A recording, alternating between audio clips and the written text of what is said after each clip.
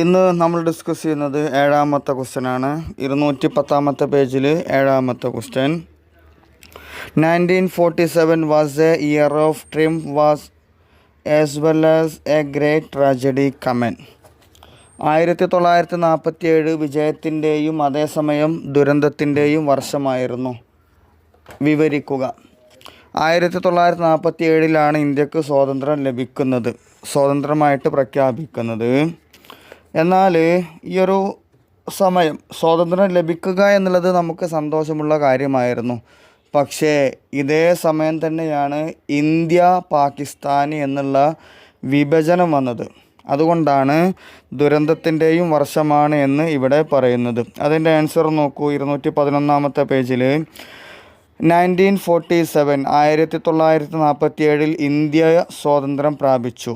സ്വാതന്ത്ര്യപ്രാപ്തിക്ക് Indian ജനതയെ സംബന്ധിച്ചിടത്തോളം വലിയ സന്തോഷകരമായ ഒരു വസ്തുതയായിരുന്നു. സ്വാതന്ത്ര്യം ലഭിക്കുക എന്നുള്ളത് നമുക്ക് സന്തോഷമുള്ള കാര്യമാണ്. എന്നാൽ ഇന്ത്യൻ ജനത ബ്രിട്ടീഷ് സാമ്രാജ്യത്തിനെതിരെ നേടിയ വിജയമായിരുന്നു ഇത്.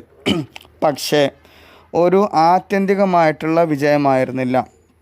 കാരണം ഇന്ത്യൻ സ്വാതന്ത്ര്യ പ്രഖ്യാപനത്തോടൊപ്പം തന്നെ ഇന്ത്യൻ സാമ്രാജ്യം വിഭജിക്കപ്പെട്ട് ഇന്ത്യ എന്നും പാകിസ്ഥാൻ എന്നും രണ്ട് രാഷ്ട്രങ്ങളായിട്ട് മാറി. ഇന്ത്യ എന്നുള്ളതും പാകിസ്ഥാൻ എന്നുള്ളതും രണ്ട് രാഷ്ട്രങ്ങളാക്കി വിഭജിക്കപ്പെട്ടു. അതുകൊണ്ടാണ് ദുരന്തത്തിൻ്റെ വർഷമെന്ന് പറയുന്നത്. ഈ ബ്രിട്ടീഷുകാർ ഇവിടെ ഉണ്ടായിരുന്ന കാലഘട്ടങ്ങളിൽ തന്നെ ഇന്ത്യൻ ജനതയുടെ ഐക്യത്തെ തകർക്കുവാനാണ് ശ്രമിച്ചത്. പല രീതിയിലും അവർ ഇന്ത്യൻ സമുദായത്തിൻ്റെ ഐക്യത്തെ തകർത്തു. ഹിന്ദു എന്നും മുസ്ലിം എന്നും ഒരു വിഭജനം കൊണ്ടുവന്നു. അതിലവർ ഒരു പരിധിയിലധികം അവർ വിജയിക്കുകയും ചെയ്തിട്ടുണ്ട്. ബ്രിട്ടീഷ് ഗവൺമെൻറ് എന്നും ഇന്ത്യൻ ജനതയുടെ ഐക്യത്തെ തകർക്കാനാണ് ശ്രമിച്ചിരുന്നത്. അതുപോലെ അവർ ഇന്ത്യ വിട്ടു പോകുമ്പോൾ മതത്തിൻ്റെ അടിസ്ഥാനത്തിൽ ഇന്ത്യയെ രണ്ടായി വിഭജിക്കുവാനും തീരുമാനിച്ചു. ഇത് ഇന്ത്യ വിഭജനം വലിയ തോതിലുള്ള വർഗീയ പ്രശ്നങ്ങൾക്ക് ഇട നൽകുകയും ചെയ്തിട്ടുണ്ട്. അപ്പോൾ ആ സമയത്തൊക്കെ വിഭജനത്തിൻ്റെ സമയത്തൊക്കെ വലിയ ഒരു മതപരമായിട്ടുള്ള രീതിയിൽ വർഗീയപരമായിട്ടുള്ള പ്രശ്നങ്ങളൊക്കെ ധാരാളം ഉണ്ടായിട്ടുണ്ട്. അതുകൊണ്ടാണ് 1947 ഇന്ത്യയെ സംബന്ധിച്ച് ഒരേ സമയം വിജയത്തിൻ്റെയും ദുരിതത്തിൻ്റെയും വർഷമാണ് എന്ന് പറയുവാനുള്ള കാരണം. ഓക്കെ, ഇനി നെക്സ്റ്റ് ക്വസ്റ്റ്യൻ വരുന്നത് 211 പേജിൽ 8ാമത്തെ ക്വസ്റ്റ്യനാണ്. What were the terms of Gandhi Irwin pacts? Gandhi Irwin കരാറിലെ വ്യവസ്ഥകൾ എന്തെല്ലാമായിരുന്നു? ഇവിടെ അതിൻ്റെ ആൻസർ, ഗാന്ധിജിയും ബ്രിട്ടീഷ് വൈസ്രോയി ആയിരുന്ന ഇർവിൻ പ്രഭുവും 1931 മാർച്ച് 5 ഈ എഗ്രിമെൻറ്റിൽ ഒപ്പുവെച്ചു. ഇർവിൻ പ്രഭുവുമായിട്ടാണ്, ആ കാലഘട്ടങ്ങളിലെ വൈസ്രോയി ആയിരുന്ന ഇർവിൻ പ്രഭുവുമായിട്ടാണ് കരാറിൽ ഒപ്പുവെക്കുന്നത്. അതുകൊണ്ടാണ് ഇതിനെ ഗാന്ധി ഇർവിൻ കരാർ എന്നുള്ള പേരിൽ അറിയപ്പെടുന്നത്. ഇതിൽ പറയുന്ന കാര്യങ്ങൾ, എഗ്രിമെൻറ്റിൽ പറയുന്ന പ്രധാനപ്പെട്ട കാര്യങ്ങൾ, അതിൽ ഒന്നാമത്തത് ഇന്ത്യൻ നാഷണൽ കോൺഗ്രസ്സിനെ വട്ടമേശ സമ്മേളനത്തിൽ പങ്കെടുപ്പിക്കുക. അതാണ് ഒന്നാമത്തെ കാര്യം. രണ്ടാമത്തത് ഇന്ത്യൻ നാഷണൽ കോൺഗ്രസിൻ്റെ പ്രവർത്തനത്തെ തടയുന്ന ബ്രിട്ടീഷ് ഉത്തരവുകൾ തടയുക. അത്തരത്തിലുള്ള ഉത്തരവുകളൊന്നും ഉണ്ടാകുവാൻ പാടില്ല. മൂന്നാമത്തത് സിവിൽ ഡിസോബീഡിയൻസ് മൂവ്മെൻറ്റിൽ പങ്കെടുത്തതിൻ്റെ പേരിൽ അറസ്റ്റിലായ കോൺഗ്രസ്സുകാരായിട്ടുള്ള ആളുകൾ അവരെയൊക്കെ എന്ത് ചെയ്യണം? വിട്ടയക്കണം. അതായിരുന്നു മൂന്നാമത്തെ കാര്യം. നാലാമത്തത് ഉപ്പിൻ്റെ മേലുള്ള നികുതി പിൻവലിക്കുക. ഈ 4 കാര്യങ്ങളാണ് പ്രധാനമായിട്ടും ഗാന്ധി ഇർവിൻ കരാറിലെ വ്യവസ്ഥകൾ ഉണ്ടായിരുന്നത്. ഇനി നെക്സ്റ്റ് ക്വസ്റ്റ്യൻ വരുന്നത് 211 പേജിൽ 9ാമത്തെ ക്വസ്റ്റ്യനാണ്. Mention the issue of concern of early Congress. ആദ്യകാല കോൺഗ്രസിൻ്റെ പരിഗണനകൾ സൂചിപ്പിക്കുക. ഇന്ത്യൻ നാഷണൽ കോൺഗ്രസ് 1885 രൂപീകരിക്കപ്പെട്ടു. വർഷം ഓർത്ത് വെക്കണം. ഇന്ത്യൻ നാഷണൽ കോൺഗ്രസ് രൂപീകരിച്ചത് 1885 പ്രാഥമിക കാലഘട്ടങ്ങളിൽ കോൺഗ്രസ് പരിഗണനക്കെടുത്ത കാര്യങ്ങളാണ് ഇനി പറയുന്നത്. അതിലൊന്നാമത്തത് കോട്ടൺ കയറ്റുമതി നികുതികൾ ഇന്ത്യക്ക് അനുകൂലമാക്കുക. ആ നികുതികൾ കൊണ്ട് എന്ത് ചെയ്യണം? ഇന്ത്യക്ക് ഉപകാരം ഉണ്ടാകണം. ഒന്നാമത്തത് കോട്ടൺ കയറ്റുമതി നികുതികൾ ഇന്ത്യക്ക് അനുകൂലമാക്കുക. രണ്ടാമത്തത് ഗവൺമെൻറ് സർവീസുകളെ ഭാരതവൽക്കരിക്കുക. ഗവൺമെൻറ്റിൻ്റെ ബ്രിട്ടീഷ് ഗവൺമെൻറ് നടത്തുന്നതാണെങ്കിലും ആ ഗവൺമെൻറ്റിൻ്റെ മുഴുവൻ സർവീസുകളും ഭാരതവൽക്കരിക്കണം. മൂന്നാമത്തത് ബ്രിട്ടീഷ് ഗവൺമെൻറ്റിൻ്റെ അഫ്ഗാൻ നയത്തോടുള്ള എതിർപ്പ്. നാലാമത്തത് വെർണാക്കുലർ പ്രസ് നിയമവും പ്രസിൻ്റെ മേലുള്ള നിയന്ത്രണവും എതിർക്കുക. വെർണാക്കുലർ പ്രസ് ഓർമ്മ ഉണ്ടല്ലോ, അതായത് വാർത്തകൾ അച്ചടിക്കുന്നത് ഇംഗ്ലീഷ് ഭാഷയിലായിരിക്കണം, പ്രാദേശിക ഭാഷയിൽ ഉണ്ടാകാൻ പാടില്ല എന്നുള്ളൊരു നിയന്ത്രണം കൊണ്ടുവന്നു. അതായിരുന്നു വെർണാക്കുലർ പ്രസ് ആക്ട്. ഈ ആക്ട് എന്ത് ചെയ്യണം? എടുത്തു കളയണം. ഇതാണ് പ്രധാനമായിട്ടും കോൺഗ്രസ് മുന്നോട്ട് വച്ചിരുന്ന കാര്യങ്ങൾ. ഇന്ത്യൻ നാഷണൽ കോൺഗ്രസ് ഇന്ത്യൻ മുഴുവനെയുമാണ് പ്രതിനിധീകരിച്ചത്. അതായത് ഈ ഇന്ത്യയിലുള്ള മുഴുവൻ ജനങ്ങളുടെയും ശബ്ദമായിരുന്നു ഇന്ത്യൻ നാഷണൽ കോൺഗ്രസ്. ബ്രിട്ടീഷുകാർ ഇതിനെ അടിച്ചമർത്തുവാനുള്ള ശ്രമം നടത്തിയിരുന്നു. ഇനി അവർക്കുണ്ടായിരുന്ന ചില മറ്റുള്ള കാര്യങ്ങളാണ് പറയുന്നത്. അതിലൊന്നാമത്തത് സിവിൽ സർവീസിനെ ഭാരതവൽക്കരിക്കുകയും ഇന്ത്യയിലും ഇംഗ്ലണ്ടിലും ഒരേപോലെ സിവിൽ സർവീസ് പരീക്ഷ നടത്തുകയും ചെയ്യുക. അതായത് ബ്രിട്ടീഷ് ഗവൺമെൻറ്റിൻ്റെ അഡ്മിനിസ്ട്രേഷനിൽ, അതായത് ഉന്നത ഭരണം നടത്തുന്ന ഉദ്യോഗസ്ഥന്മാരുണ്ടല്ലോ, അതിലേക്കുള്ള എക്സാമാണ് സിവിൽ സർവീസ് എന്ന് പറയുന്നത്. അപ്പോൾ ഈ സിവിൽ സർവീസ് പരീക്ഷ ഭാരതവൽക്കരിക്കണം. അത് ഇന്ത്യയിലും ഇംഗ്ലണ്ടിലും ഒരേപോലെ നടത്തിയിട്ട് ഇന്ത്യക്കാരും ഇംഗ്ലണ്ടുകാരായിട്ടുള്ള ആളുകൾക്ക് ഒരേപോലെ പരിഗണന നൽകണം. അതായത് ഭരണനിർവഹണത്തിൽ ഉന്നത തലങ്ങളിൽ ബ്രിട്ടീഷ് ഉദ്യോഗസ്ഥന്മാരാണ് ഉണ്ടായിരുന്നത്. അതൊഴിവാക്കിയിട്ട് എന്ത് ചെയ്യണം? എക്സാം നടത്തണം. അതിൽ വിജയിക്കുന്ന ഇന്ത്യക്കാരെയും അത്തരം ജോലികൾക്ക് നിയമിക്കണം. അതാണ് സിവിൽ സർവീസിനെ ഭാരതവൽക്കരിക്കുകയും ഇന്ത്യയിലും ഇംഗ്ലണ്ടിലും ഒരേപോലെ സിവിൽ സർവീസ് പരീക്ഷ നടത്തുകയും ചെയ്യുക എന്ന് പറഞ്ഞത്. ഇനി മറ്റൊരു പ്രധാനപ്പെട്ട രണ്ടാമത്തെ കാര്യം പറയുന്നത് ഇന്ത്യൻ ജനതയെ ബാധിക്കുന്ന വന നിയമങ്ങളിൽ മാറ്റങ്ങൾ കൊണ്ടുവരണം. അപ്പോൾ വന നിയമങ്ങളിലെ ഇന്ത്യൻ ജനതയെ ബാധിക്കുന്ന നിയമങ്ങളൊക്കെ എന്ത് ചെയ്യണം? മാറ്റം കൊണ്ടുവരണം. അപ്പോൾ ഇത്രയും കാര്യങ്ങളാണ് ഇന്ത്യൻ നാഷണൽ കോൺഗ്രസ് മുന്നോട്ട് വച്ചിരുന്ന കാര്യങ്ങൾ. ഇനി നെക്സ്റ്റ് പറയുന്നത് 212 പേജിൽ 10ാമത്തെ ക്വസ്റ്റ്യനാണ്. Write a note on Rowlatt Satyagraha. Rowlatt സത്യാഗ്രഹയെക്കുറിച്ച് ഒരു കുറിപ്പ് എഴുതുക. റൗലറ്റ് നിയമങ്ങൾ, അതായത് 1919 പാസ്സാക്കിയ മൊണ്ടേഗു ചെംസ്ഫോർഡ് പരിഷ്കരണങ്ങൾ, ഇന്ത്യയുടെ ഭരണ നിയമങ്ങളിൽ കൊണ്ടുവന്ന പരിഷ്കാരങ്ങളാണ് മൊണ്ടേഗു ചെംസ്ഫോർഡ്. നമ്മൾ മുമ്പ് പറഞ്ഞിട്ടുണ്ട്, രണ്ട് വ്യക്തികളാണ് ഇവർ, മൊണ്ടേഗു ചെംസ്ഫോർഡ്. ഇവർ രണ്ടാളും രൂപീകരിച്ച നിയമങ്ങളാണ് ഇന്ത്യയിൽ നടപ്പിലാക്കിയിരുന്നത്. ഇങ്ങനെ 1919 മൊണ്ടേഗു ചെംസ്ഫോർഡ് പരിഷ്കരണങ്ങൾക്ക് നിരവധി പോരായ്മകൾ ഉണ്ടായിരുന്നു. ഇതിനെതിരെ രാജ്യവ്യാപകമായിട്ട് പല ഭാഗങ്ങളിലും പ്രക്ഷോഭങ്ങൾ ആരംഭിച്ചു. അതിൻ്റെ ഭാഗമായിട്ട് ദേശീയവാദികളെ ഗവൺമെൻറ് തല്ലിച്ചതക്കുകയും ജയിലടക്കുകയും ചെയ്തു. അതായത് ബ്രിട്ടീഷ് ഗവൺമെൻറ് ഇത്തരം പ്രസ്ഥാനങ്ങളെ തല്ലിച്ചതക്കുകയും ജയിലടക്കുകയും ചെയ്തു. ഇവർ ഈ ഒരു സമയത്ത് ദേശീയവാദികളെ അമർച്ച ചെയ്യാൻ നിലവിലുള്ള നിയമങ്ങൾ അപര്യാപ്തമാണെന്ന് ബ്രിട്ടീഷുകാർ മനസ്സിലാക്കി. അതായത് ഇപ്പോൾ ഉള്ള നിയമങ്ങൾ കമ്മിയാണ്. ദേശീയവാദികളെ അമർച്ച ചെയ്യുവാൻ നിലവിലുള്ള നിയമങ്ങൾ അപര്യാപ്തമാണെന്ന് ബ്രിട്ടീഷ് ഗവൺമെൻറ് മനസ്സിലാക്കി. അങ്ങനെ ഈ സാഹചര്യത്തിൽ ഗവൺമെൻറ്റിന് കൂടുതൽ മർദ്ദനത്തിനുള്ള അധികാരം നൽകുവാൻ വേണ്ടി പുതിയ നിയമം പാസ്സാക്കണമെന്നവർ തീരുമാനിച്ചു. ഇതിൻ്റെ അടിസ്ഥാനത്തിലാണ് 1919 കുപ്രസിദ്ധമായിട്ടുള്ള റൗലറ്റ് നിയമം വരുന്നത്. അപ്പോൾ 1919 റൗലറ്റ് നിയമം പാസ്സാക്കുന്നത്. ഈ നിയമത്തിൽ പറയുന്ന കാര്യങ്ങൾ എന്തൊക്കെയാണ്? റൗലറ്റ് നിയമം അനുസരിച്ച് ഏതൊരു വ്യക്തിയെയും അറസ്റ്റ് ചെയ്യുവാനും വിചാരണ കൂടാതെ ജയിലിലടക്കുവാനുമുള്ള അധികാരം ഗവൺമെൻറ്റിന് ലഭിച്ചു. അപ്പോൾ ആരെങ്കിലും പ്രശ്നക്കാരാണെന്ന് ബ്രിട്ടീഷ് ഗവൺമെൻറ്റിന് തോന്നിയാൽ മതി, അവരെന്ത് ചെയ്യും?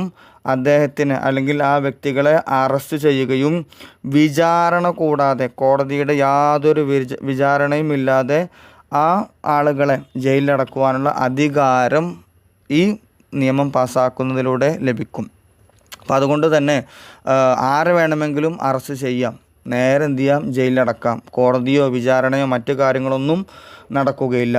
അപ്പോൾ ഇത്തരത്തിലൊരു ക്രൂരമായിട്ടുള്ള നിയമമായിരുന്നു റൗലറ്റ് നിയമം എന്നുള്ളത്. ഇത് പൗരസ്വാതന്ത്ര്യത്തെ പാടെ ഇല്ലാതാക്കുന്ന ഈ റൗലറ്റ് നിയമത്തിനെതിരെ രാജ്യവ്യാപകമായിട്ട് പ്രക്ഷോഭങ്ങൾ ഉയർന്നു വരികയും ചെയ്തു. ഈ ഒരു പ്രക്ഷോഭ കാലഘട്ടത്തിലാണ് ഗാന്ധിജി ദേശീയ പ്രസ്ഥാനത്തിലേക്ക് കടന്നു വരുന്നത്. നമ്മൾ നേരത്തെ നിസ്സഹകരണ പ്രസ്ഥാനം എന്നൊക്കെ പറഞ്ഞല്ലോ, ഇത്തരത്തിലുള്ള ഒരു പ്രസ്ഥാനങ്ങൾ രൂപീകരിച്ച് ഗാന്ധിജി ഒരു കാലഘട്ടങ്ങളിലാണ് മുന്നോട്ട് വരുന്നത്. ഇനി റൗലറ്റ് നിയമങ്ങൾക്കെതിരെയുള്ള ഉയർന്നു വന്നിട്ടുള്ള പ്രക്ഷോഭങ്ങൾ ജാലിയൻ വാലാബാഗ് ദുരന്തത്തെ തുടർന്നിട്ടാണ് ഈ പ്രക്ഷോഭം കലാശിക്കുന്നത്. ഇനി നെക്സ്റ്റ് പറയുന്നത് 212 പേജിൽ 10ാമത്തെ question, write note on Jallian Walabagh. Jallian Walabagh ദുരന്തത്തെക്കുറിച്ചിട്ടാണ് ഇനി പറയുന്നത്. നമ്മൾ തൊട്ട് മുമ്പ് റൗലറ്റ് നിയമത്തെക്കുറിച്ച് പറഞ്ഞു. അതിൻ്റെ അന്ത്യം സംഭവിക്കുന്നത് എപ്പോഴാണ്? ജാലിയൻ വാലാബാഗ് ദുരന്തത്തിലാണ് കലാശിച്ചത് എന്ന് പറഞ്ഞു. അപ്പോൾ ഇനി എന്താണ് ജാലിയൻ വാലാബാഗ് ദുരന്തം? ഇവിടെ എൻ്റെ ആൻസർ 213ാമത്തെ പേജിലാണ് ആൻസർ വരുന്നത്. ജാലിയൻ വാലാബാഗ് കൂട്ടക്കൊല എന്ന പേരിൽ അറിയപ്പെടുന്ന ദുരന്തം 1919 ഈ ഒരു സംഭവം നടക്കുന്നത്. അപ്പോൾ ജാലിയൻ വാലാബാഗ് കൂട്ടക്കൊല 1919 അങ്ങനെ ഓർത്തു വെക്കട്ടെ. 1919 റൗലറ്റ് നിയമം എപ്പോൾ തന്നെയാണ്? 1919 1919 കേട്ടോ. അപ്പോൾ ഈ ജാലിയൻ വാലാബാഗ് ദുരന്തം എവിടെയാണ് നടക്കുന്നത്? ഇതിനെ അമൃത്സർ ദുരന്തം എന്ന പേരിലും അറിയപ്പെടും. അമൃത്സർ ദുരന്തം എന്ന പേരിലും അറിയപ്പെടും. അപ്പോൾ ഇന്ത്യൻ ദേശീയ പ്രസ്ഥാനത്തിലെ ഏറ്റവും ഹൃദയസ്പർശിയായിട്ടുള്ള സംഭവമാണ് ഈ ഒരു അമൃത്സർ ദുരന്തം എന്ന് അറിയപ്പെടുന്നത്, അല്ലെങ്കിൽ ജാലിയൻ വാലാബാഗ് ദുരന്തം അറിയപ്പെടുന്നത്. കാരണം റൗലറ്റ് നിയമങ്ങൾക്കെതിരെ ഉയർന്നു വന്ന പ്രക്ഷോഭങ്ങൾ വലിയ രീതിയിൽ കരുത്ത് ആർജിക്കുകയും ഇതിനെതിരെ ശക്തമായ പ്രതിഷേധം ഉണ്ടാവുകയും, എല്ലാ സ്ഥലങ്ങളിലും പ്രതിഷേധങ്ങൾ ഉണ്ടായിട്ടുണ്ട്. പഞ്ചാബിലാണ് ഒന്നുകൂടെ ശക്തമായിട്ടുള്ള പ്രതിഷേധം ഉണ്ടാകുന്നത്. ഈ പഞ്ചാബിലെ ഒരു സ്ഥലമാണ് ഇത് അമൃത്സർ എന്ന് പറയുന്നത് കേട്ടോ. അപ്പോൾ ഈ പഞ്ചാബിലെ ദേശീയ നേതാക്കന്മാരായിരുന്ന ഡോക്ടർ സത്യപാൽ, ഡോക്ടർ സൈഫുദ്ദീൻ കിച്ചിലു, ഈ രണ്ട് നേതാക്കന്മാരാണ് പഞ്ചാബിലെ റൗലറ്റ് നിയമങ്ങൾക്കെതിരെയുള്ള പ്രക്ഷോഭങ്ങൾക്ക് നേതൃത്വം കൊടുക്കുന്നത്. ആരൊക്കെയാണ്? Doctor Satyapal, doctor Saifuddin. ഇവർ വ്യത്യസ്തങ്ങളായിട്ടുള്ള പരിപാടികൾ അല്ലെങ്കിൽ പ്രക്ഷോഭങ്ങൾ പഞ്ചാബിൽ നടത്തിയിരുന്നു. പണിമുടക്കുകൾ, ഹർത്താലുകൾ, ബഹുജന റാലികൾ, ഇങ്ങനെ വ്യത്യസ്തങ്ങളായിട്ടുള്ള കാര്യങ്ങളെല്ലാം പഞ്ചാബിൽ അരങ്ങേറി. ഇങ്ങനെ 1919 ഏപ്രിൽ 10 സത്യപാലും കിച്ചിലുവും, നേതാക്കന്മാരായിട്ടുള്ള ഡോക്ടർ സത്യപാലും ഡോക്ടർ കിച്ചിലുവും അറസ്റ്റ് ചെയ്യപ്പെട്ടു. ഇങ്ങനെ അറസ്റ്റ് ചെയ്യപ്പെട്ട തങ്ങളുടെ നേതാക്കന്മാരെ മോചിപ്പിക്കണം എന്നാവശ്യപ്പെട്ടുകൊണ്ട് ജനങ്ങൾ ജാഥ നടത്തി. ഈ ജാഥയ്ക്ക് നേരെ ബ്രിട്ടീഷ് പട്ടാളം വെടിയുതിർത്തു, ശക്തമായ വെടിവെപ്പ് നടത്തി. ഈ ഒരു സംഭവത്തിൽ ധാരാളം ആളുകൾ കൊല്ലപ്പെട്ടു. സ്വാഭാവികമായിട്ടും എന്താ ഉണ്ടാകുക? ഈ ജനങ്ങൾ ഒന്നുകൂടെ ക്ഷുഭിതരായിട്ടുള്ള ജനക്കൂട്ടം അമൃത്സറിലുടനീളം കലാപങ്ങൾ അഴിച്ചുവിട്ടു. ബ്രിട്ടീഷ് ബാങ്കുകൾ തീവച്ചു, ബ്രിട്ടീഷ് ഉദ്യോഗസ്ഥന്മാരെ തടവിലാക്കി, അവരെ വധിച്ചു. പിന്നെ അതുപോലെ തന്നെ ജയിലുകൾ ആക്രമിക്കപ്പെട്ടു. ഇത്തരത്തിലുള്ള വ്യത്യസ്തങ്ങളായിട്ടുള്ള ഒരു കലാപങ്ങൾ ഈ ഒരു സമയത്ത് ബ്രിട്ടീഷുകാർക്കെതിരെ ജനങ്ങൾ അഴിച്ചുവിടുന്നുണ്ട്. ഈ ഒരു സംഭവത്തെ തുടർന്നിട്ടാണ് ജാലിയൻ വാലാബാഗ് ദുരന്തം ഉണ്ടാകുന്നത്. ഇത് 1919 ഏപ്രിൽ 11 ജനറൽ ഡയർ, അന്നത്തെ വൈസ്രോയി ആയിരുന്ന അല്ലെങ്കിൽ പട്ടാള ക്യാപ്റ്റനായിരുന്ന ജനറൽ ഡയർ അമൃത്സർ നഗരത്തിൻ്റെ നിയന്ത്രണം അദ്ദേഹം ഏറ്റെടുക്കുകയാണ്. അതിനുശേഷം അവിടെ പട്ടാള നിയമം ഏർപ്പെടുത്തുകയാണ്. അതുവരെ ഉണ്ടായിരുന്ന ഈ പ്രഭു ഭരണം മാറിയിട്ട് പട്ടാള നിയമം വരികയാണ്. നമ്മൾ 144 പാസ്സാക്കുക എന്നൊക്കെ പറയില്ലേ, അതായത് സെക്ഷൻ 144 പ്രകാരം എല്ലാ യോഗങ്ങളും പ്രകടനങ്ങളും അദ്ദേഹം നിരോധിച്ചു. നമ്മൾ 2-ൽ കൂടുതൽ ആളുകൾ കൂടാൻ പാടില്ല. നമ്മൾ അങ്ങനെ പറയാമല്ലോ, 144 പ്രഖ്യാപിക്കുക എന്ന് പറയും. അപ്പോൾ അതായത് സെക്ഷൻ 144 പ്രഖ്യാപിച്ചത് കൂടെ യോഗങ്ങളോ മറ്റ് പ്രകടനങ്ങളോ ഒന്നും അവിടെ ഉണ്ടാകുവാൻ പാടില്ല. പക്ഷേ ഈ നിയമം അവിടെ പാസ്സാക്കിയ കാര്യം ജനങ്ങളെ യാതൊരു രീതിയിലും ഗവൺമെൻറ് അംഗീകരിച്ചില്ല. ആ ഗവൺമെൻറ് അല്ലെങ്കിൽ ഈ ജനങ്ങളിതിനെ അംഗീകരിച്ചില്ല. അതായത് 144 പ്രകാരം യോഗങ്ങളും പ്രകടനങ്ങളും അദ്ദേഹം നിരോധിച്ചു. എന്നാൽ ഈ നിരോധന ഉത്തരവുകൾ ജനങ്ങളെ അറിയിക്കുവാനുള്ള യാതൊരു നടപടികളും ഗവൺമെൻറ് സ്വീകരിച്ചിരുന്നില്ല. ഇത് ജനങ്ങൾ അറിഞ്ഞിട്ടില്ല. ഈ വിഷയം ആരറിഞ്ഞിട്ടില്ല? അവിടെയുള്ള ജനങ്ങൾ അറിഞ്ഞിട്ടില്ല.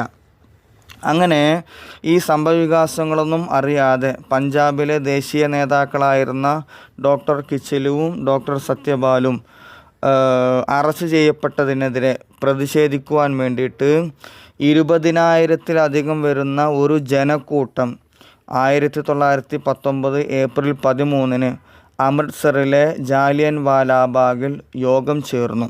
അപ്പോൾ ജാലിയൻ വാലാബാഗ് എന്ന് പറയുന്ന ഒരു ചെറിയൊരു പ്രദേശം, ഒരു ചെറിയൊരു മൈതാനം, അവിടെയാണ് ഇവർ യോഗം ചേരുന്നത്. ഈ ജാലിയൻ വാലാബാഗിന് ഒരു പ്രത്യേകതയുണ്ട്. ഇതിൻ്റെ 3 ഭാഗങ്ങളിലും കെട്ടിടങ്ങളാണ്. ഫ്രണ്ട് ഭാഗത്ത് മാത്രമേ, അല്ലെങ്കിൽ ഒരു ഭാഗത്ത് മാത്രമേ ഇതിനകത്തേക്ക് പ്രവേശിക്കുവാനുള്ള പ്രവേശന കവാടം ഉള്ളൂ. ബാക്കി 3 ഭാഗങ്ങളിലും കെട്ടിടങ്ങളാണ്. നമ്മൾ ഈ അങ്ങനെ ഉണ്ടാകുമല്ലോ, സെൻട്രൽ മാത്രം ഒരു ഒഴിഞ്ഞ സ്ഥലം, ബാക്കി 4 ഭാഗം കെട്ടിടങ്ങൾ. ഈ രീതിയിലാണ് ജാലിയൻ വാലാബാഗ് എന്ന് പറയുന്ന ആ സംഭവം നടന്ന സ്ഥലം ഉണ്ടാകുന്നത്. ഇങ്ങനെ 3 ഭാഗങ്ങൾ കെട്ടിടങ്ങളാൽ ചുറ്റപ്പെട്ടതും ഒരു പ്രവേശന മാർഗം മാത്രമുള്ളതുമായ തുറന്നൊരു മൈതാനമായിരുന്നു ജാലിയൻ വാലാബാഗ്. പ്രതിഷേധം നടന്നുകൊണ്ടിരിക്കെ ജനറൽ ഡയർ തൻ്റെ സൈന്യവുമായി വന്ന് മൈതാനത്തിൻ്റെ പ്രവേശന കവാടം അടക്കുകയും നിരായുധരായ ജനക്കൂട്ടത്തിനെതിരെ പട്ടാളക്കാർ വെടിയുണ്ടകൾ നിറയൊഴിക്കുകയും ചെയ്തു. അപ്പോൾ അവർ കൊണ്ടുവന്ന വെടിയുണ്ടകൾ തീരുന്നത് വരെ അവർ വെടിവെപ്പ് നടത്തി. ഇങ്ങനെ ഒരു നിരായുധരായിട്ടുള്ള ആയുധങ്ങളൊന്നും ഇല്ലാതെ വെറുമൊരു യോഗം കൂടുവാൻ വേണ്ടി, പരിപാടിക്ക് വേണ്ടി മാത്രം വന്ന ജനങ്ങൾക്കെതിരെയാണ് ബ്രിട്ടീഷ് പട്ടാളക്കാർ അന്ന് വെടിയുതിർത്ത് ധാരാളം ആളുകൾ കൊല്ലപ്പെട്ട ഈ ഒരു സംഭവം ജാലിയൻ വാലാബാഗ് ദുരന്തം എന്ന് പറയുന്നത്. അപ്പോൾ ഇതാണ് 1919 ഏപ്രിൽ 11 നടന്ന ജാലിയൻ വാലാബാഗ് ഏപ്രിൽ 13 ഏപ്രിൽ 13 നടന്ന ജാലിയൻ വാലാബാഗ് ദുരന്തം എന്ന് പറയുന്നത്. ഓക്കെ, ഇനി നെക്സ്റ്റ് പറയുന്നത് 11ാമത്തെ question. Examine the civil disobedience movement. Civil നിയമലംഘന പ്രസ്ഥാനത്തെക്കുറിച്ചിട്ടാണ് പറയുന്നത്. ബ്രിട്ടീഷ് ഗവൺമെൻറ്റിനെതിരെ ഗാന്ധിജി നയിച്ചിട്ടുള്ള 2ാമത്തെ വലിയ പ്രക്ഷോഭമാണ് സിവിൽ നിയമലംഘന പ്രസ്ഥാനം. പൂർണ്ണ സ്വരാജ് നേടിയെടുക്കുന്നതിനായി ആരംഭിച്ച ഈ പ്രസ്ഥാനത്തിൻ്റെ വിശദമായ പരിപാടികളാണ് ഇതിൻ്റെ താഴെ പറയുന്നത്. അതിൽ 1ാമത്തത് ഉപ്പ് നിയമ ലംഘനം. 2ാമത്തത് വിദ്യാഭ്യാസ സ്ഥാപനങ്ങൾ, കോടതികൾ, നിയമനിർമ്മാണ സഭകൾ എന്നിവ ബഹിഷ്കരിക്കുക. വിദ്യാഭ്യാസ സ്ഥാപനങ്ങൾ, നിയമങ്ങൾ, കോടതികൾ, നിയമനിർമ്മാണ സഭകൾ എല്ലാം ബഹിഷ്കരിക്കുക. 3ാമത്തത് വിദേശ വസ്തുക്കൾ, വിദേശ വസ്ത്രങ്ങൾ, അവയൊക്കെ വിദേശ ഉൽപ്പന്നങ്ങളൊക്കെ എന്ത് ചെയ്യുക? ബഹിഷ്കരിക്കുക. 4ാമത്തത് ഗവൺമെൻറ് നികുതി നിഷേധിക്കുക. 5ാമത്തത് സ്ത്രീകൾ മദ്യഷാപ്പുകൾ പിക്കറ്റ് ചെയ്യുക. ഇത്തരത്തിലുള്ള പരിപാടികൾ ആസൂത്രണം ചെയ്യുവാൻ വേണ്ടി കോൺഗ്രസിൻ്റെ പ്രവർത്തക സമിതി ഗാന്ധിജിയെ ചുമതലപ്പെടുത്തുകയും ചെയ്തു. സിവിൽ നിയമലംഘന പ്രസ്ഥാനത്തിൻ്റെ 1ാമത്തെ പരിപാടിയായിരുന്നു ദണ്ഡി യാത്രയും ഉപ്പ് സത്യാഗ്രഹവും. ഇവിടെ 214ാമത്തെ പേജിലാണ് പറയുന്നത് കേട്ടോ. ഉപ്പ് നിയമം ലംഘിച്ചുകൊണ്ട് സിവിൽ നിയമലംഘന പ്രസ്ഥാനത്തിന് തുടക്കം കുറിക്കുവാനാണ് ഗാന്ധിജി തീരുമാനിച്ചത്. അതായത് ഉപ്പ് എന്ന് പറയുമ്പോൾ ഭക്ഷണത്തിലെ അനിവാര്യ ഘടകമാണ് ഉപ്പ്. അതിന് വളരെ ചെറിയ വിലയെ അതിനുള്ളൂ.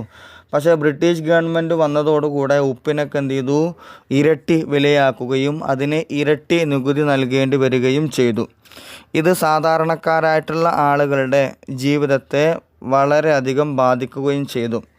അങ്ങനെയാണ് അദ്ദേഹം ഉപ്പ് ആരും എന്തുണ്ടാക്കരുത്, സ്വന്തമായിട്ട് ഉപ്പ് ഉണ്ടാക്കരുത് എന്ന് പ്രഖ്യാപിക്കുകയും ഉപ്പ് എന്ത് ചെയ്യണം, അവർ പറയുന്ന വിലക്ക്, അവർ പറയുന്ന നികുതി കൊടുത്തുകൊണ്ട് തന്നെ ഉപ്പ് മേടിക്കണം എന്നുള്ള നിയമം ബ്രിട്ടീഷ് ഗവൺമെൻറ് കൊണ്ടുവന്നത്.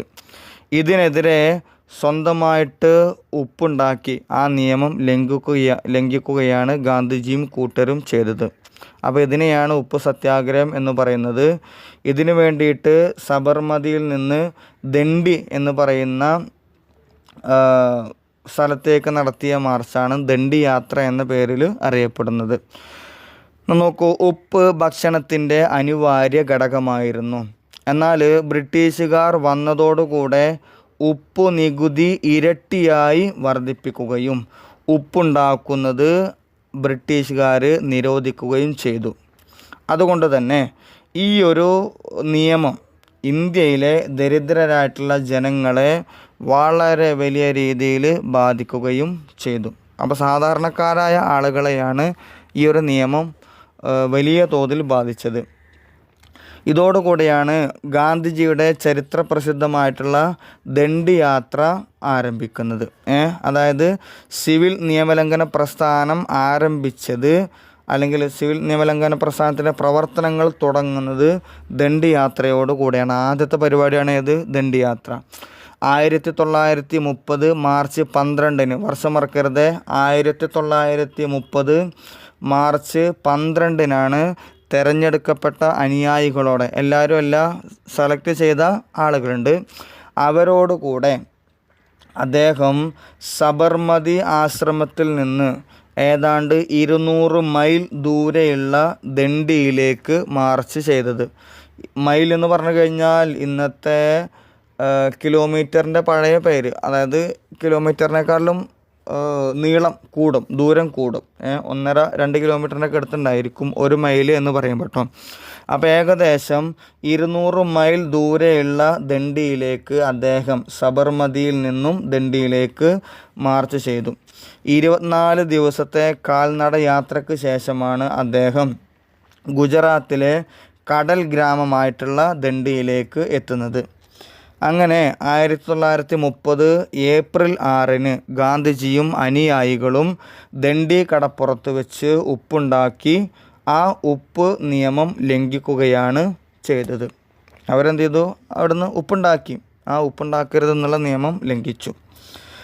ഈ ഒരു സംഭവമാണ് ദണ്ഡി യാത്രയും ഉപ്പ് സത്യാഗ്രഹവും എന്ന് പറയുന്നത്. പിന്നെ ഇതിന് ശേഷം ഇത് ഏതിൻ്റെ പരിപാടിയായിരുന്നു? സിവിൽ നിയമലംഘന പ്രസ്ഥാനത്തിൻ്റെ ഒന്നാമത്തെ പരിപാടിയായിരുന്നു. ഈ സിവിൽ നിയമലംഘന പ്രസ്ഥാനം അതിവേഗം നാടാകെ വ്യാപിച്ചു. ഉപ്പ് സത്യാഗ്രഹം രാജ്യത്തിൻ്റെ പല ഭാഗങ്ങളിലും അരങ്ങേറി. മാത്രമല്ല കർഷകരായിട്ടുള്ള ആളുകൾ ഭൂനികുതിയും പാട്ടം നൽകുവാൻ അവർ വിസമ്മതിച്ചു. അതുപോലെ വിദേശ വസ്ത്രങ്ങൾ, വിദേശ വസ്തുക്കൾ എല്ലാം ജനങ്ങൾ ബഹിഷ്കരിച്ചു. എന്നാൽ സിവിൽ നിയമലംഘന പ്രസ്ഥാനത്തെ അടിച്ചമർത്തുവാനുള്ള മുഴുവൻ ശ്രമങ്ങളും ഈ ഒരു സമയത്ത് ബ്രിട്ടീഷ് ഗവൺമെൻറ് സ്വീകരിക്കുന്നുണ്ട്. ലാത്തി ചാർജും വെടിവെപ്പും എല്ലാം ഒരു നിത്യ സംഭവമായിട്ട് മാറുകയാണ് ചെയ്തത്. മാത്രമല്ല ഗാന്ധിജി ഉൾപ്പെടെയുള്ള 100,000-ഓളം വരുന്ന സത്യാഗ്രഹികൾ, സമരത്തിൽ ഇറങ്ങിയ ആളുകളെ അറസ്റ്റ് ചെയ്യുകയും അവരെയൊക്കെ ജയിലിലടക്കുകയും ചെയ്തിട്ടുണ്ടായിരുന്നു. സിവിൽ നിയമലംഘന പ്രസ്ഥാനത്തിൻ്റെ ഏറ്റവും പ്രധാന സവിശേഷത എന്ന് പറയുന്നത് ധാരാളം സ്ത്രീകളുടെ പങ്കാളിത്തം ഇതിൽ ഉണ്ടായിരുന്നു. ഇപ്പോൾ നമ്മൾ നേരത്തെ പറഞ്ഞല്ലോ, സ്ത്രീകൾ മദ്യഷാപ്പുകൾ പിക്കറ്റ് ചെയ്യുക തുടങ്ങിയ അവർ തെരുവിലേക്ക് ഇറങ്ങി വന്നുകൊണ്ട് പരസ്യമായിട്ടുള്ള രീതിയിൽ പ്രക്ഷോഭം നടത്തുവാൻ സ്ത്രീകളുടെ ഒരു സജീവ പങ്കാളിത്തം ഈ കാലഘട്ടങ്ങളിൽ ഉണ്ടായിരുന്നു. സിവിൽ നിയമലംഘന പ്രസ്ഥാനത്തിൽ ഉണ്ടായിരുന്നു. ഗാന്ധിജി ഇർവിൻ കരാറിനെ തുടർന്നിട്ടാണ് ഈ 1931 മാർച്ചിൽ ഈ പ്രസ്ഥാനം താൽക്കാലികമായി നിർത്തിവെച്ചത്. നമ്മൾ നേരത്തെ പറഞ്ഞിട്ടുണ്ടായിരുന്നല്ലോ, ഗാന്ധിജിയും അന്നത്തെ വൈസ്രോയി ആയിരുന്ന ഇർവിനും ചേർന്നുകൊണ്ടുള്ള കരാറ്. ഈ കരാറിനെ അടിസ്ഥാനപ്പെടുത്തിയിട്ടാണ് 1931 മാർച്ചിൽ സിവിൽ നിയമലംഘന പ്രസ്ഥാനം താൽക്കാലികമായി നിർത്തിവെക്കുന്നത്. ഇനി നെക്സ്റ്റ് പറയുന്നത് 12ാമത്തെ ക്വസ്റ്റ്യനാണ്. Write A short note on August offer. August വാഗ്ദാനം എന്തായിരുന്നു? 215ാമത്തെ പേജിൽ.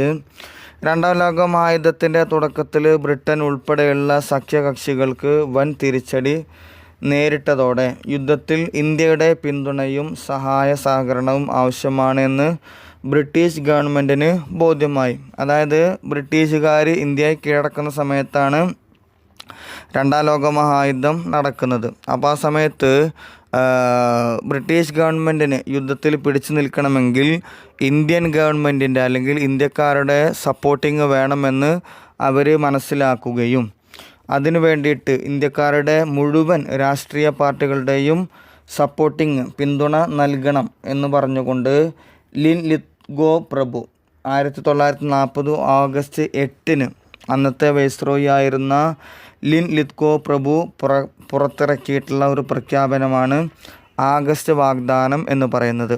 അതായത് ഈ രണ്ടാം ലോക മഹായുദ്ധത്തിന് ശേഷം നിങ്ങൾക്ക് എന്ത് ചെയ്യാം, സ്വന്തമായ ഭരണഘടന രൂപീകരിക്കാം എന്നുള്ള ഒരു പ്രഖ്യാപനമാണ് അല്ലെങ്കിൽ ഒരു ഓഫറാണ് അദ്ദേഹം നൽകിയിരുന്നത്. അപ്പോൾ ഈ ഒരു പ്രഖ്യാപനത്തെയാണ് ഓഗസ്റ്റ് വാഗ്ദാനം എന്ന പേരിൽ അറിയപ്പെടുന്നത്. ഇനി നെക്സ്റ്റ് പറയുന്നത് 13ാമത്തെ ക്വസ്റ്റ്യനാണ്. Explain quit India movement. Quit India സമരത്തെക്കുറിച്ചാണ് ഇനി പറയുന്നത്. 215ാമത്തെ പേജിൽ 1942 ക്വിറ്റ് ഇന്ത്യ സമരം ബ്രിട്ടീഷ് ഭരണത്തിനെതിരെ ഉണ്ടായിട്ടുള്ള അവസാനത്തെ ശക്തമായ ബഹുസമരം ആയിരുന്നു. അതായത് സ്വാതന്ത്ര്യത്തിനുള്ള ഒരു മുന്നറിയിപ്പ് നൽകുന്ന സമരമായിട്ടാണ് ക്വിറ്റ് ഇന്ത്യ സമരത്തെ അറിയപ്പെടുന്നത്. ബ്രിട്ടീഷ് ഭരണത്തിൻ്റെ അടിത്തറ ഇളക്കിയിട്ടുള്ള ഈ ഒരു സമരത്തിന് രൂപം നൽകിയത് ഗാന്ധിജിയായിരുന്നു. അപ്പോൾ ഇതിന് നേതൃത്വം എന്ന് പറയാൻ പറ്റില്ല, ഇതിന് രൂപം കൊടുത്തത് ഗാന്ധിജിയാണ്. ക്രിപ്സ് ദൗത്യത്തിൻ്റെ പരാജയം, യുദ്ധകാലത്ത് ഇന്ത്യയിലുണ്ടായ വിലക്കയറ്റവും ഭക്ഷ്യക്ഷാമവും, ജപ്പാൻ്റെ ആക്രമണ ഭീതി, അപ്പോൾ ആക്രമണ ഭീഷണി ഇവയാണ് പ്രധാനമായിട്ടും ക്വിറ്റ് ഇന്ത്യ സമരം തുടങ്ങുവാൻ വേണ്ടിയിട്ട് ഗാന്ധിജിയെ പ്രേരിപ്പിച്ചത്. ഇതിനു വേണ്ടിയിട്ട് 1942 ഓഗസ്റ്റ് 8 അഖിലേന്ത്യാ കോൺഗ്രസ് കമ്മിറ്റി ബോംബെയിൽ വെച്ച് ഒരു സമ്മേളനം നടത്തുകയും ചരിത്രപ്രസിദ്ധമായിട്ടുള്ള ക്വിറ്റ് ഇന്ത്യ പ്രമേയം പാസ്സാക്കുകയും ചെയ്തു. അപ്പോൾ ഓഗസ്റ്റ് 8 നടത്തിയ സമ്മേളനത്തിലാണ് ക്വിറ്റ് ഇന്ത്യ സമരം എന്നുള്ള ഒരു പ്രമേയം പാസ്സാക്കുന്നത്. ഇതിൽ അവർ മുന്നോട്ട് വച്ചിരുന്ന കാര്യം പ്രവർത്തിക്കുക അല്ലെങ്കിൽ മരിക്കുക എന്ന മന്ത്രവുമായി എല്ലാവരും രംഗത്തിറങ്ങണമെന്ന് ഗാന്ധിജി ആഹ്വാനം ചെയ്തു. പ്രവർത്തിക്കുക അല്ലെങ്കിൽ മരിക്കുക, അതായത് ഇനിയും നമ്മൾ അടിമകളായിട്ട് ജീവിക്കേണ്ട ആവശ്യമില്ല എന്നുള്ള രീതിയിലുള്ള ഒരു പ്രഖ്യാപനമാണ് അന്ന് ഗാന്ധിജി ജനങ്ങൾക്ക് വേണ്ടി മുന്നോട്ട് വെച്ച ഒരു മന്ത്രം. എന്നാൽ പ്രക്ഷോഭം ആരംഭിക്കുന്നതിന് മുമ്പ്, ക്വിറ്റ് ഇന്ത്യ സമരം ആരംഭിക്കുന്നതിന് മുമ്പ് തന്നെ ബ്രിട്ടീഷ് ഗവൺമെൻറ് ഈ പ്രസ്ഥാനങ്ങൾക്കെതിരെ ആഞ്ഞടിച്ചിരുന്നു. ഇതിനുവേണ്ടി 1942 ഓഗസ്റ്റ് 9 രാവിലെ ഗാന്ധിജി ഉൾപ്പെടെയുള്ള നേതാക്കന്മാരെ ബ്രിട്ടീഷ് പട്ടാളക്കാർ അറസ്റ്റ് ചെയ്ത് ജയിലടക്കുന്നുണ്ട്. ഇതോടുകൂടെ ജനങ്ങൾ സമരത്തിന് തീ കൊളുത്തി. ഗാന്ധിജിയെ അറസ്റ്റ് ചെയ്യപ്പെട്ടു എന്നറിഞ്ഞത് മുതൽ ജനങ്ങൾ ക്വിറ്റ് ഇന്ത്യ സമരം ആരംഭിച്ചു. ഇതോടുകൂടെ ക്വിറ്റ് ഇന്ത്യ സമരം ഒരു സ്വമേധയാ ഉണ്ടായിട്ടുള്ള കലാപം ആയിരുന്നു. ഗാന്ധിജിയാണ് നേതൃത്വം കൊടുത്ത നേതാവും അദ്ദേഹത്തിന് അറസ്റ്റ് ചെയ്യപ്പെട്ടതോടുകൂടെ ഒരു അംഗീകൃത നേതാവില്ലാതെ മാറി. അങ്ങനെ ക്വിറ്റ് ഇന്ത്യ സമരം സ്വമേധയാ ഉണ്ടായ ഒരു കലാപമായിരുന്നു. ഇതിന് അംഗീകൃതമായിട്ടുള്ള നേതൃത്വമോ പരിപാടികളോ ഇല്ലായിരുന്നു.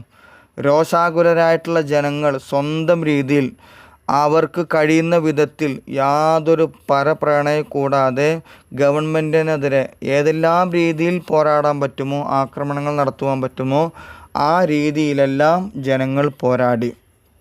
അവർ രാജ്യമൊട്ടാകെ ഹർത്താലുകളും പ്രകടനങ്ങളൊക്കെ സംഘടിപ്പിച്ചു. ബ്രിട്ടീഷ് ഗവൺമെൻറ്റിൻ്റെ ഫാക്ടറികൾ, വിദ്യാലയങ്ങൾ, കോളേജുകൾ എല്ലാ സ്ഥലങ്ങളിലും സമരങ്ങൾ ആർത്തിരമ്പി. ഇവർ പൊതുജനം, ഗാന്ധിജി അറസ്റ്റ് ചെയ്യപ്പെട്ടിരിക്കുകയാണ്. അപ്പോൾ ഈ ഗാന്ധിജിയുടെ സമര രീതി, അഹിംസാ രീതിയൊക്കെ എന്ത് ചെയ്തു? ജനങ്ങൾ ഉപേക്ഷിച്ചു. ഇനിയും നമ്മൾ അഹിംസാ രീതി പിന്തുടർന്നു കഴിഞ്ഞാൽ സ്വാതന്ത്ര്യം ഇനി നമുക്ക് വെറുമൊരു സ്വപ്നം മാത്രമാകുമെന്ന് ജനങ്ങൾ മനസ്സിലാക്കി അവർക്ക് ഏതെല്ലാം രീതിയിൽ പ്രക്ഷോഭങ്ങൾ നടത്തുവാൻ സാധിക്കുമോ ആ രീതിയിലെല്ലാം അവർ പ്രക്ഷോഭങ്ങൾ നടത്തി. ബ്രിട്ടീഷ് അധികാരത്തിൻ്റെ കേന്ദ്രങ്ങളായിരുന്ന ഗവൺമെൻറ് കെട്ടിടങ്ങൾ പൊതുജനങ്ങൾ ആക്രമിച്ചു. അതുപോലെ റെയിൽവേ സ്റ്റേഷനുകളും തീവണ്ടിപ്പാതകളും തകർത്തു. ടെലഗ്രാഫ്, ടെലിഫോൺ കമ്പികൾ മുറിച്ചു നീക്കം ചെയ്തു. ടെലഗ്രാഫ് എന്ന് പറഞ്ഞു കഴിഞ്ഞാൽ നമ്മൾ ഇന്ന് ഇമെയിൽ അയക്കുന്നുണ്ടല്ലോ, അപ്പോൾ അതുപോലെ ചെറിയ മെസ്സേജുകളൊക്കെ പാസ് ചെയ്യാൻ പറ്റുന്ന ഒരു സംഗതിയാണ് നമ്മൾ ടെലഗ്രാം അല്ലെങ്കിൽ ടെലഗ്രാഫ് എന്ന് പറയുന്നത്. പിന്നെ ടെലിഫോൺ, ഇപ്പോൾ പിന്നെ മൊബൈലൊക്കെ വന്നിട്ടുണ്ടല്ലോ, മുമ്പ് ടെലിഫോൺ ആയിരുന്നല്ലോ, ലാൻഡ് ഫോൺ ആയിരുന്നു. അപ്പോൾ ഇതിൻ്റെ ടെലഗ്രാഫ്, ടെലിഫോൺ കമ്പികൾ മുറിച്ച് നീക്കം ചെയ്തു. പാലങ്ങൾ തകർത്തുകൊണ്ട് റോഡ് ഗതാഗതം തടസ്സപ്പെടുത്തി. പാലങ്ങളൊക്കെ എന്ത് ചെയ്തു? തകർത്തു. അപ്പോൾ ഇത്തരത്തിലുള്ള സമര രീതികളാണ് ജനങ്ങൾ മുന്നോട്ട് വച്ചിരുന്നത്. ഈ സമര രീതികളാണ് വിപ്ലവകാരികൾ സ്വീകരിച്ചത്. പൊതുവിൽ വിദ്യാർത്ഥികളും കർഷകരും തൊഴിലാളികളുമാണ് ക്വിറ്റ് ഇന്ത്യ സമരത്തിൻ്റെ നട്ടെല്ലായി മാറിയത്. ധാരാളം പൊതുജനങ്ങൾ,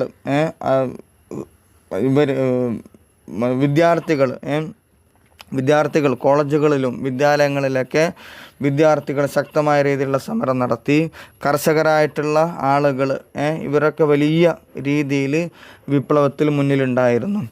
സമരത്തെ അടിച്ചമർത്തുവാൻ ഗവൺമെൻറ് എല്ലാ രീതിയിലുള്ള മാർഗങ്ങളും പ്രയോഗിച്ചു.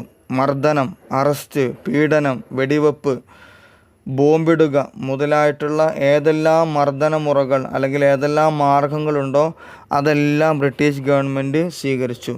അങ്ങനെ ഏകദേശം 2 മാസത്തിനുള്ളിലാണ് ഗവൺമെൻറ് സമരത്തെ അടിച്ചമർത്തിയത്. അപ്പോൾ ഈ 2 മാസത്തോളം വലിയ രീതിയിലുള്ള ആക്രമണ സംഭവങ്ങൾ ക്വിറ്റ് ഇന്ത്യ സമരം എന്നുള്ള പേരിൽ ഇന്ത്യയിൽ ഉണ്ടായിട്ടുണ്ട്. ഈ സമരത്തിൻ്റെ പ്രാധാന്യം എന്ന് പറയുന്ന ഒരു കാര്യം, അതിലൊന്നാമത്തത് ക്വിറ്റ് ഇന്ത്യ സമരം ദേശീയ ബോധത്തിൻ്റെ ആഴം പ്രകടിപ്പിച്ച സമരമായിരുന്നു. അതായത് ഇന്ത്യക്കാർക്ക് ഇന്ത്യ എന്നുള്ള ദേശബോധം എത്രത്തോളം വളർന്നിരിക്കുന്നു എന്ന് മനസ്സിലാക്കി തന്ന ഒരു സമരമായിരുന്നു ക്വിറ്റ് ഇന്ത്യ സമരം.